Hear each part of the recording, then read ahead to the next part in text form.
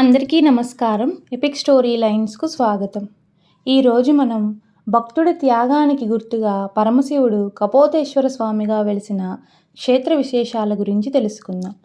పరమశివుడు తన భక్తులను రక్షించడానికి, పరీక్షించడానికి, అనుగ్రహించడానికి రావడం, వారి పేరుతో ఆ ప్రదేశంలో ఆవిర్భవించడం అనేక ప్రాంతాలలో జరుగుతూ వచ్చింది. అలా సదాశివుడు పావురం రూపాన్ని ధరించి భక్తుడి త్యాగనిరతిని పరీక్షించి ఆ త్యాగానికి గుర్తుగా తాను అక్కడే ఆవిర్భవించిన క్షేత్రం ఒకటి ఉంది. అదే కపోతేశ్వర స్వామి క్షేత్రం. చేజర్ల గ్రామంలో ఈ క్షేత్రం అలరారుతోంది. ఇది ఆంధ్రప్రదేశ్ పల్నాడు జిల్లా నరసరావుపేట సమీపంలో దర్శనమిస్తుంది. ఈ ప్రాంతంలోని ప్రాచీనమైన శైవ క్షేత్రాలలో ఇది ఒకటి. శిబి చక్రవర్తి ఎంతటి ధర్మపరుడో, ఎంతటి దానగుణం కలిగిన వాడనేది అందరికీ తెలిసిందే. ఆయన దానగుణాన్ని, ధర్మనిరతిని చాటే ఒక కథ చాలామందికి తెలుసు. ఆ సంఘటన జరిగింది ఇక్కడే. ఈ ఊరే అందుకు వేదికగా మారిందని చెబుతుంటారు. ఆ కథలోకి వెళితే శిబి చక్రవర్తి ధర్మబద్ధమైన పాలన గురించి, ఆయన దానగుణాన్ని గురించి దేవలోకానికి కూడా పాకుతుంది. అప్పటికే ఆయన అనేక యజ్ఞయాగాలు చేస్తాడు. దాంతో తన పదవికి ఎసరు వస్తుందని దేవేంద్రుడు ఆందోళన చెందుతాడు. తన ఆందోళనని ఆయన త్రిమూర్తుల దగ్గర వ్యక్తం చేస్తాడు. దాంతో త్రిమూర్తులు శిబి చక్రవర్తి గొప్పతనాన్ని పరీక్షించాలని నిర్ణయించుకుంటారు. బ్రహ్మదేవుడు పావురంగా, పరమశివుడు వేటగాడుగా, శ్రీ మహావిష్ణువు విల్లుగా మారుతారు.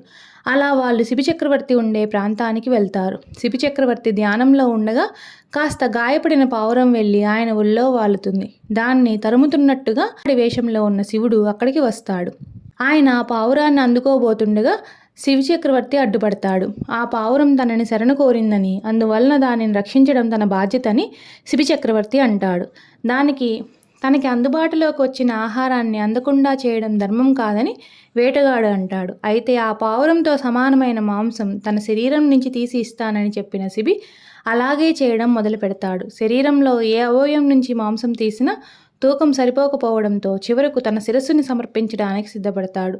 అప్పుడు త్రిమూర్తులు నిజరూపాలు ధరించి ఆయనను అభినందిస్తారు. ఈ సంఘటనకి గుర్తుగా శివుడు ఇక్కడ లింగరూపంలో ఆవిర్భవించాడు. శివి తన శరీరంలోని వివిధ భాగాల నుంచి మాంసం తీసిన గుర్తుగా ఇక్కడ శివలింగంపై పెకిలించినట్టు గుంటలు కనిపిస్తూ ఉంటాయి.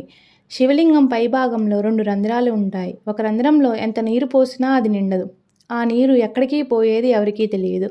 ఆలయ ప్రాంగణంలో అనేక ఉపాలయాలు కూడా కనిపిస్తూ ఉంటాయి. కపోతేశ్వర స్వామితో పాటు అమ్మవారు కూడా ఇక్కడ భక్తులను అనుగ్రహిస్తూ ఉంటుంది. ఓం నమః శివాయ.